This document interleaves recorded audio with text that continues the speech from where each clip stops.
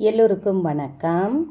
Aadhira's kitchen YouTube சேனலுக்கு உங்களை அன்போடு வரவேற்கின்றேன். நல்லதே நினைப்போம், நல்லதே நடக்கும்னு சொல்லி இந்த பதிவை நான் ஆரம்பிக்கிறேன். இன்றைக்கான ஆன்மீக தலைப்பு என்னன்னு பார்த்தீங்கன்னா, மலையனூர் அங்காளம்மனை நினைத்து ஒரு வசம்பு பரிகாரம். கடன் முற்றிலும் அடையும், பணம் நன்றாக பெருகும், வாழ்க்கையில் வசதி வாய்ப்பு உண்டாகும், செவ்வாய்க்கிழமை இரவு நேரத்தில் அப்படின்னு தலைப்பு போட்டிருக்க இல்லைங்களா? அது என்னென்னு பார்க்கலாம்.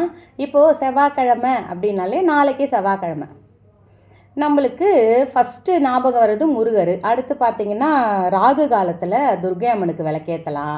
அடுத்து இந்த அங்காளம்மனை நினச்சி எப்பவுமே அம்மனுக்குன்னாலே ஒரு செவ்வாய்க்கிழமை வெள்ளிக்கிழமை நம்மளுக்கு ஒரு பிரசித்தம்.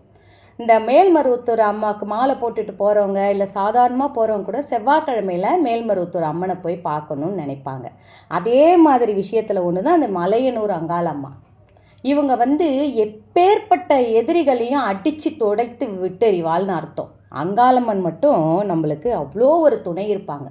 அப்போ நம்மளோட எதிரிகள் யாருன்னு பார்த்தீங்கன்னா, இப்போதைக்கு என்னோடய எதிரி கடன் தான். என்னோடய எதிரி என் கணவர் குடிக்கிற குடி தான். என்னோடய எதிரி என்னோட முன்கோபம்.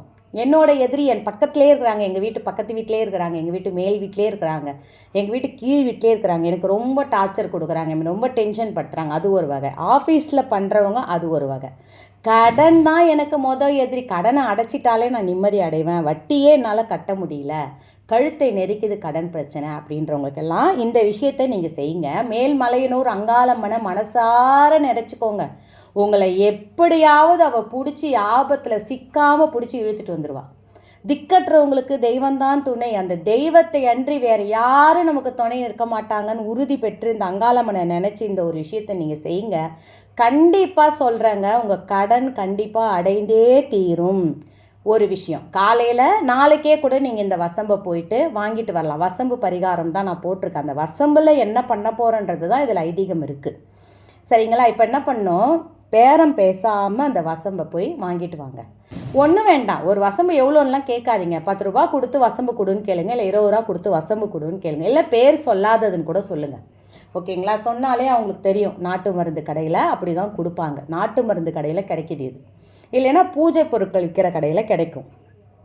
வாங்கிட்டு இந்த வசம்பை ஒரு நம்ம உள்ளங்கையில் அடக்கிற மாதிரி 2ஆக உடச்சிக்கோங்க. ரொம்ப நீட்டாக கொடுத்தாங்கன்னா பரவாயில்ல, வாங்கிக்கோங்க.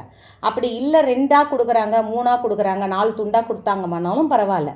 வலது கையில் நம்ம உள்ளங்கையில் அதை கையில் மூடிக்கணும். மூடிக்கிட்டு மனசு முழுவதும் அந்த அங்காளம்மனை தான் உங்கள் நினப்பு இருக்கணும்.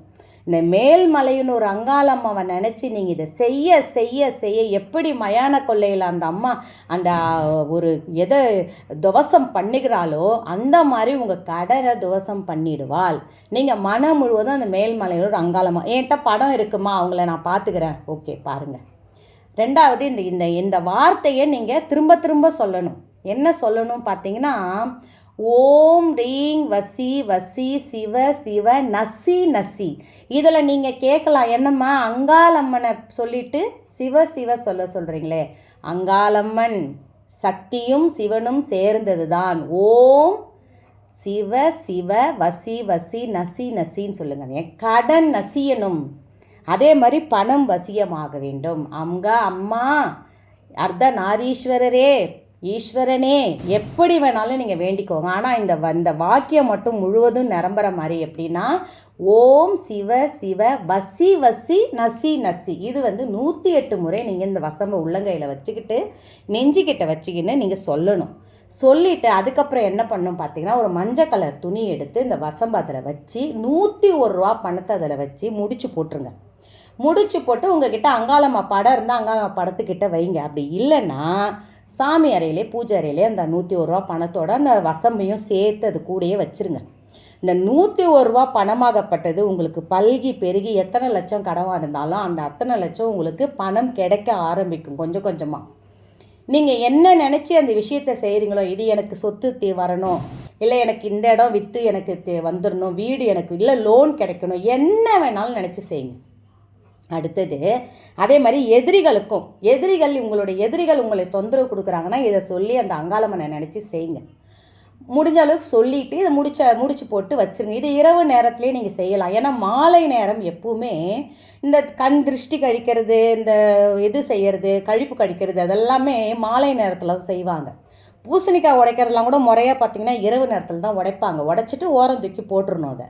அந்த மாதிரி விஷயத்தில் ஒன்று தான் இதை நான் சொல்கிறதும். நாளைக்கு நீங்கள் இதை செஞ்சுட்டு இதை முடிச்சு போட்டு வச்சுட்டு எப்போ நீங்கள் அங்காளம்மன் கோயிலுக்கு போகிறீங்களோ இந்த கடை அடைஞ்ச பிற்பாடு போயிட்டு வாங்க. இல்லை எதிரிகள் தொந்தரவு விலகணுன்னே ஒரு தடவை மலையனூருக்கு போயிட்டு வாங்க. போயிட்டு அப்படி கொண்டு போய் உண்டியலில் அந்த வசம்போடு அந்த 101 ரூபா பணத்தோடு எடுத்துமே துணியோட மஞ்சள் துணியோட உண்டியலில் போட்டுருங்க. சப்போஸ் உங்கள் ரொம்ப தூரத்தில் இருக்கிறீங்க, நான் வேண்டிக்கணுமா எனக்கு பழிச்சுதுமா, நான் என்ன நினச்சனோ அது நடந்ததுமா, எனக்கு எதிரிகள் விட்டு தொலைஞ்சாங்கம்மா அப்படின்னு நினைக்கிறீங்களோ நீங்கள் பக்கத்தில் இருக்கிற கோவிலில் அம்மன் கோவில் எது இருந்தாலும் அந்த கோவிலில் உண்டியலில் கொண்டு போய் போட்டுருங்க. இதனால் தவறு கிடையாது. அந்த அங்காளம்மனை நினச்சிக்கிட்டு பேரை சொல்லிக்கிட்டே இருங்க. அங்காளம்மா அங்காளம்மா என்னை இந்த பாடுபடுத்துகிறாங்க, என்னை இந்த கஷ்டம் கொடுக்குறாங்க, என் குடும்பத்துக்கு இந்த பிரச்சனை வந்து நிற்கிது, கடன் பிரச்சனை எனக்கு கழுத்தை நெரிக்குது அங்காளம்மா அப்படின்னு வேண்டிக்கிட்டு இதை நீங்கள் செய்யும் பொழுது நல்லது மட்டுமே நடக்கும். கடன் அடையும், பணம் பெருகும், வாழ்க வளத்துடன் சொல்லி இந்த பதிவை நான் நிறைவு செய்கிறேன். இன்னொரு பதிவோடு உங்களை நான்